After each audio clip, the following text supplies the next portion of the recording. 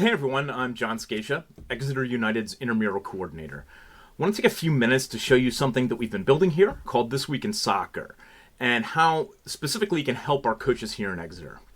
So you may know all of our coaches are volunteers. You personally might know soccer really well, you might have played years ago, or you might be coaching just because your kid signed up and you've been handed a whistle. And suddenly you've got 10 plus kids showing up for practice and you have to figure out, what am I actually going to do for the next hour? So you can search online for drills, watch YouTube videos, or ask other coaches.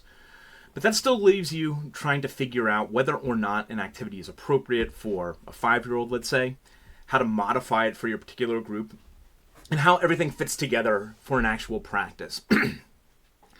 So that's the problem this resource, This Week in Soccer, can help you solve. Instead of just giving you a library of drills, you can tell it what's actually happening with your own team, their age, what they're struggling with, how many players you have, how long you have to practice, and what equipment you have available.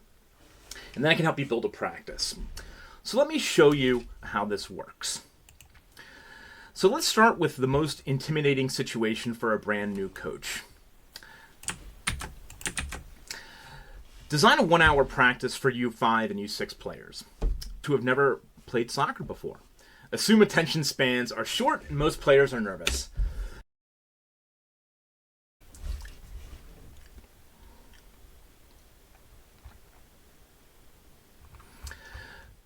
So now we have a breakdown of different sessions, different activities, what you can do, and how it can be structured. So let's say you've survived the first practice and you're starting to play games. So you discover something that we encounter all the time.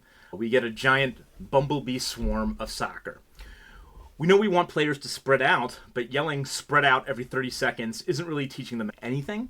So let's see if we can get that concept through games. My players bunch around the ball. What games can I run to teach spacing without giving a long lecture?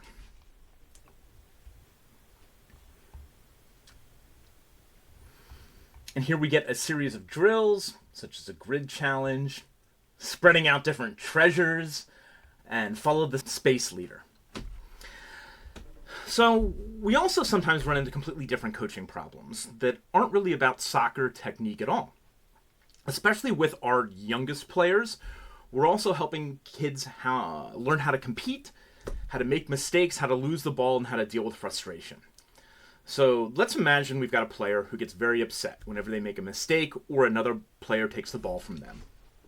You want to support that child, but you also have the rest of the team to coach. So we just type in, one player cries whenever they make a mistake or another player takes the ball. How should I respond as a coach?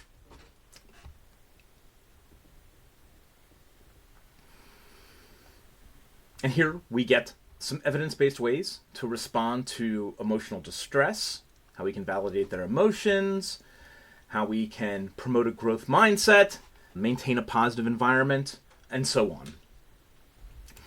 So let's zoom out for a second. There are some really common habits we see our coaches fall into without realizing it. So instead of waiting all season to learn these, let's just write, what are the 3 biggest mistakes new U5 through U8 coaches make?